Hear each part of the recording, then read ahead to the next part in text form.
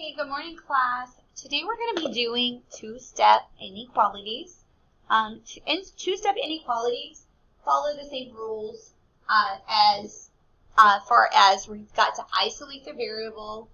We think of this as undoing the operation, same as one-step inequalities or the equations that we've done so far this year.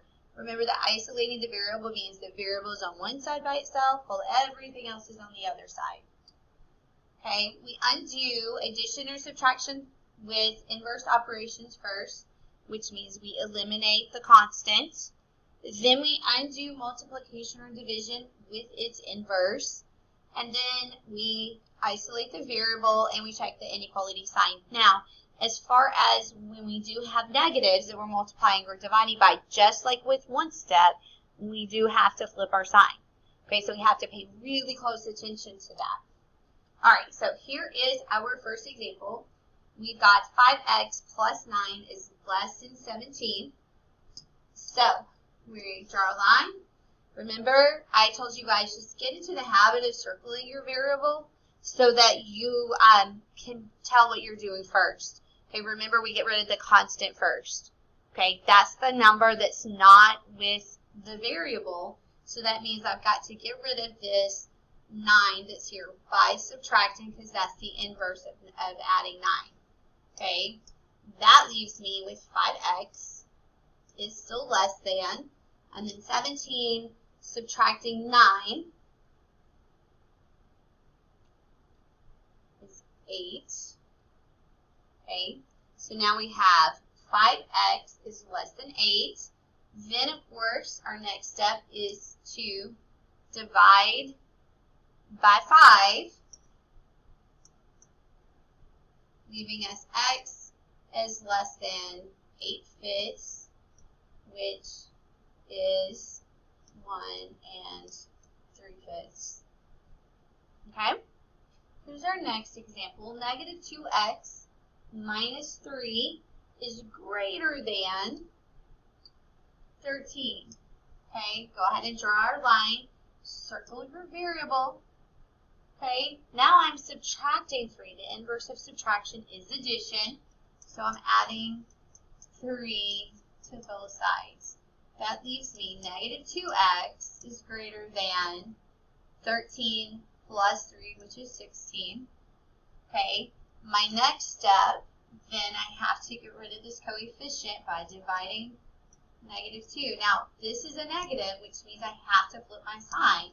So x is no longer greater than, it's less than, and then 16 divided by negative 2 is negative 8.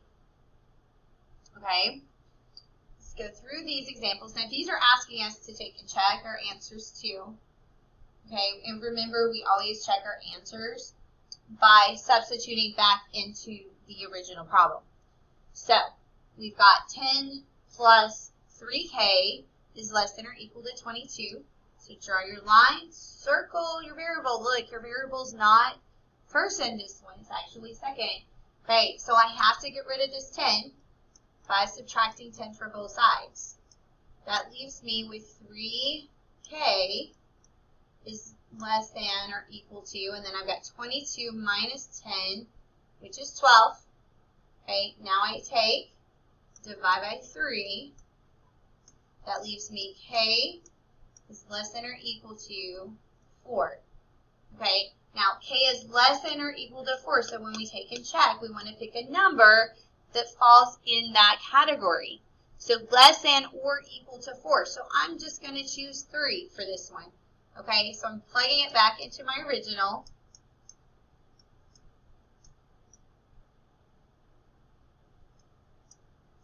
Okay, then we take and solve it like we normally do. So multiply first.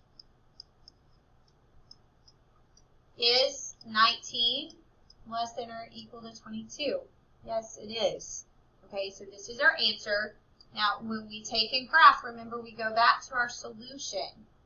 Okay, I always just put it in the middle.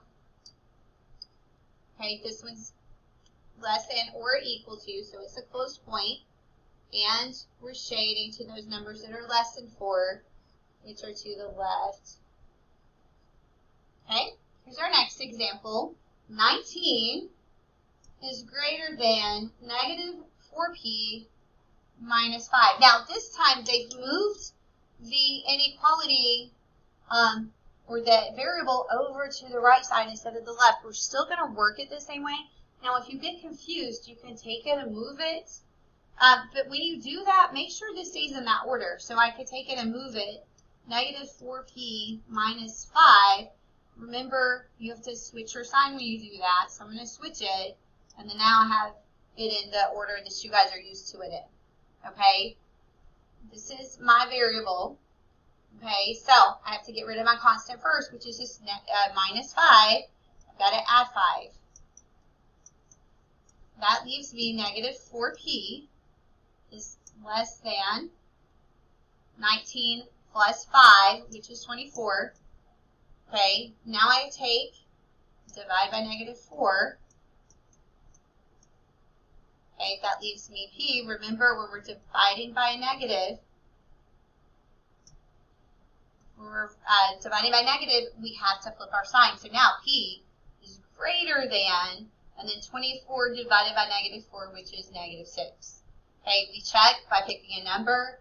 This case is going to be greater than negative 6, so I can choose any number greater than. I'm going to choose 0. Okay, so I'm going to plug in 0 in place of the p. Going back to my original inequality, which I'm using this one where I flipped it around. Okay, now I multiply first, so I get 0 minus 3 is less than 19. 0 minus 3 is negative 3. And negative 3 is indeed less than 19. Okay, now I've got to take and graph. Remember, we always graph our solution. So I've got negative 6. Remember, negative numbers count opposite for the positives. Okay, this one's an open point because it's not that we're equal to. So negative 6 is not part of the solution set. And it's all those numbers greater than, so I shade to the right. Okay, and here's our last one. We have 1/2 r plus 3 is less than 6. Okay, circle. Get rid of our constant first by subtracting. Leaves me 1/2 r is less than 6 minus 3, which is 3. Okay, remember, we always multiply by the reciprocal to get rid of our fractions. Okay, so that means I'm multiplying by 2/1. Okay, this cancels out, leaving me r is less than, and then 3 times 2 is 6. So r is less than 6. I'm going to pick a number that's less than 6. I'll just use 4. So 1/2 times 4 plus 3 is less than 6. So half of 4 is 2 plus 3, which is 5, is less than 6. This is true. Okay, so now we can take and graph our solution. R is less than 6. So 6, 7, 8, 5, 4. Okay, and then it's less than, it's not or equal to, so 6 is not part of the solution set, so it's open. And it says numbers less than, so we are shading to the left. All right, let me know if you have any questions. I'll see you later.